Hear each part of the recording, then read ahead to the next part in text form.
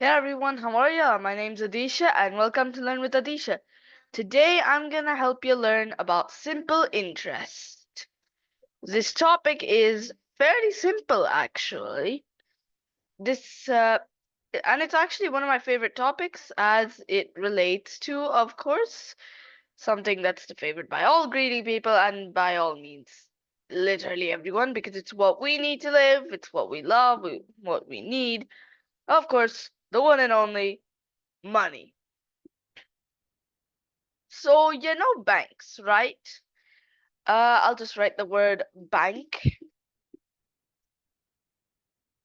So we'll just say you have a bank and then this is you. Okay? We'll say this is you. Okay? Now you can deposit something into the bank. Okay? And the bank will give something to you. But that's a bit extra, right? Then where does that extra come from? Well, it comes from other companies. If you hear any other noise, I'm sorry, but it's just like my little cousin is here and we're playing nursery songs for him. Just say in the comments, hi little bro. Just say that, okay? I want to make him happy.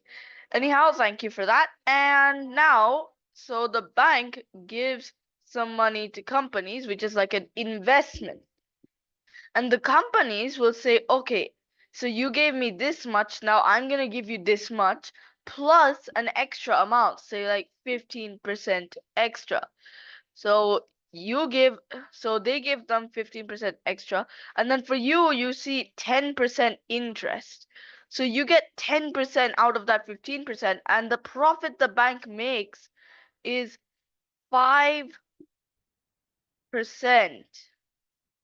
of the amount that they gave. Okay? So this is the bank's profit. This is exactly how banks make profit. And this is also how paying loans works. This is also how paying loans work. So it's something handy to know, okay? Now, you might have heard something called interest, but we're talking about simple interest. Complex interest will come in another video, okay? So what's the difference between simple and complex interest? To put it simply, I'll just graph everything, okay? To put it simply, and we'll say that this y-axis is money and the x-axis is time. So if you had something like simple interest, it would go up in a straight line. It wouldn't go exponentially big. But then again, something like complex interest would go in like it would start out slow but then go insanely high in the end. It would do something like that. Okay? So that's the difference. I'll just erase all this. Now, I'll give you a formula that you can use. You can use something like A equals P. Sorry for my bad handwriting here. It's because I'm writing on a device. So A equals P R T. See? A equals PRT. Now, what's this P? It's the principal.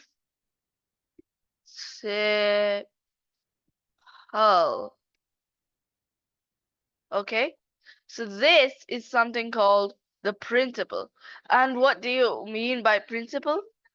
When I mean this is just the money that you borrow or give, okay? This R is rate of interest and you have to give it as a decimal. So you know about percentage to decimal conversion, right? If you don't, here's a basic overview. just take that percentage and divide it by 100 and you get your decimal answer.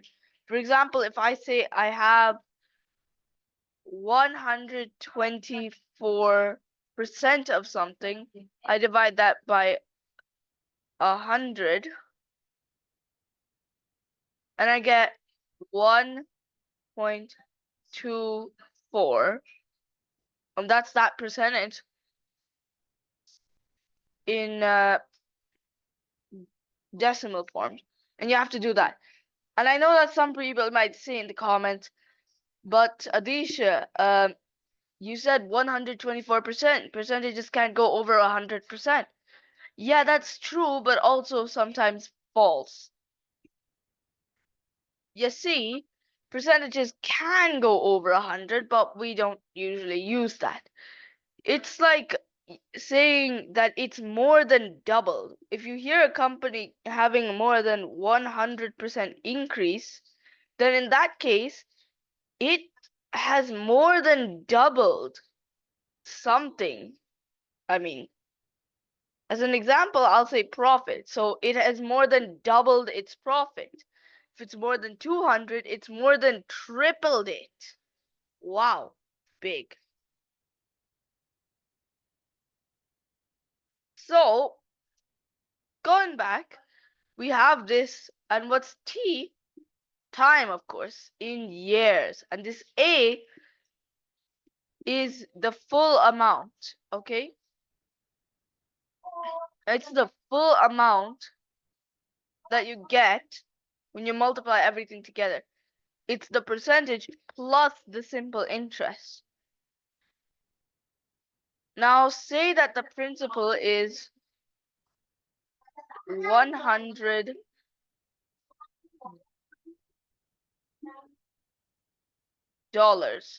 Yeah, I'm aware that I'm supposed to write this in the front, but sorry, I don't have enough space. Anyhow, let's say R is 20%, okay? Let's say R is 20%. Now, what's 20% in decimals? That's just 0.2, okay? So 0.2. And then what's T? We'll suppose that it's for 4 years. I'll say this. So it's, I'll just use text. 100 times 20, times 0.2 times 4. Now this area, we can see that it's 10 times 2, which is, that's 20. And then we have to multiply that by 4. And we get 80. So now if you wanted to find the interest you would get, what you have to do is add this 100 with the new interest that you found out. 100 plus 80. What's 100 plus 80? $180. Okay? Now this is just a very simple overview. Of course, there's some more things to it, but this is about all you need to know for now, okay? Thank you for watching, and I'll see you in the next one.